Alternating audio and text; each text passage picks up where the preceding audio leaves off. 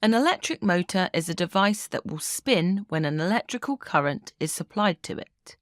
So in other words, it's a device that can convert electrical energy to kinetic energy. We see these used in things like electric drills and remote control cars. The motor causes the head of the drill to spin when turned on, and the car has motors to spin its wheels using energy from a battery. Now, you don't need to be able to recall these exact examples, but you'll need to be able to recognize the energy conversions happening in the electric motor. Also, be careful not to get these confused with piston motors, which work by burning fuel. You won't need to know how these work at GCSE. So how do the electric motors work? Well, first remember that a simple current-carrying coil in a magnetic field performs half rotations. We'd demonstrate this with a simple setup like this. We have a rectangular coil in the field between two magnets. So as we send a current around the coil, there will be a force due to the motor effect, where the coil is perpendicular to the field. For example, this highlighted side would experience an upward force, and the opposite side a downward force. Putting these together means the coil would rotate counterclockwise. Then once the coil has completed half a rotation, these two sides have switched places. Assuming the current enters and exits from specific ends of the coil, with it always leaving from this highlighted end, then this means the current now has to travel the other way around. So now the forces have switched direction, with the highlighted side experiencing an upward force. This means the coil has to rotate clockwise. The direction of rotation has changed. But is there a way of preventing this change from happening? Well, swapping the direction of the current every half rotation would allow the coil to always rotate in the same direction. So let's suppose that when the coil has flipped over, instead of the current entering on the right and leaving on the left, it instead enters on the left and leaves on the right. This happens if the current enters the other end of the coil. So it now enters the highlighted end. So with the current travelling in this direction, the force on this side would now point down, and on the other side it would point up. So the direction of rotation, like this, would still be counterclockwise, meaning the coil now rotates fully instead of just doing half turns.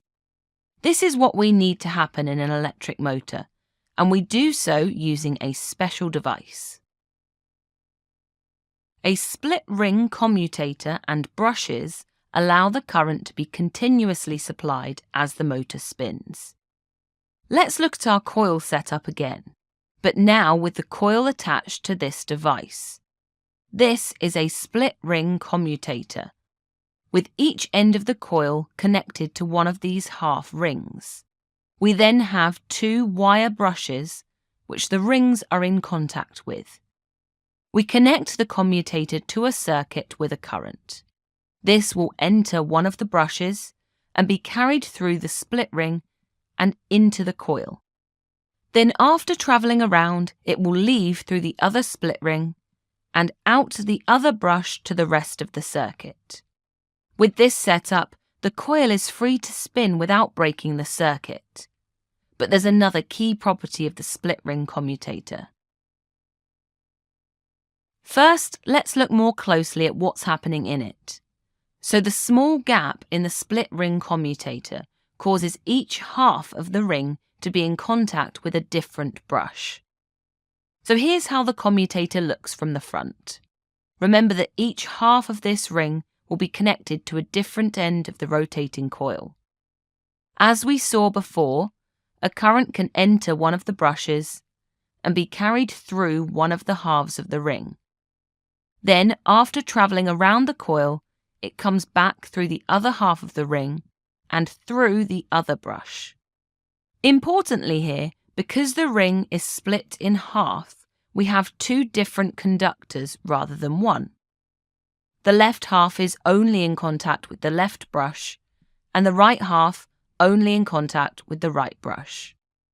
Also, this causes the direction of the current through the attached coil to change every half turn.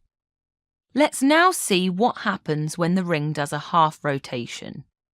Remember, this means the attached coil has also rotated. The brushes aren't affected, so the current still enters through the left brush and then the ring it's attached to. But notice this is a different half of the ring it's entering now. Then after travelling around the coil, it comes back through the other ring and the brush that it's connected to. Again, this is a different half the ring than we had before the rotation. So the current must now be travelling around the coil in the other direction. The use of the split ring commutator allows the coil to spin continuously. Let's look back at the motor setup. As we know, the split ring commutator allows a current to be transferred from a circuit. It will enter the commutator on the left, travel around the circuit, and then leave on the right. This causes the coil to experience a force, with this side experiencing an upward force, causing the coil to rotate counterclockwise. Then, after half a rotation, the split ring means the current will travel this way around the coil. So now the force for this side will point down, meaning the rotation is still counterclockwise, and the coil can spin continuously, like we need it to in a motor. In your exam, you need to be able to explain how electric motors work and how they make use of split ring commutators, and also ways of changing the speed of rotation. So let's see how we can do this. The speed of rotation can be increased by increasing the current or by using stronger magnets. So remember that the force from the motor effect depends on the size of the current and the flux density of a magnetic field. If we increase the size of this force in the motor coil, then it will spin more quickly. The motor is powered by a circuit connected to the split rings, which will have a battery or some other power source. So if we were to use a stronger power source, then this will increase the energy and current given to the coil to make it spin faster. We can also use stronger magnets to create a field with a greater magnetic flux density. This will also create stronger forces and a faster rotation. Thanks for watching.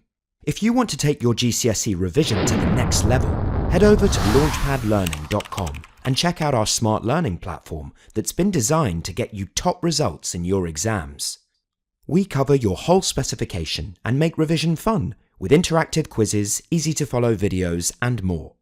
You'll be kept motivated by your own AI tutor who's here to support you every step of the way. To check it out for yourself, click here. Or click here to keep watching a selection of the videos from our full GCSE Physics course. See you there!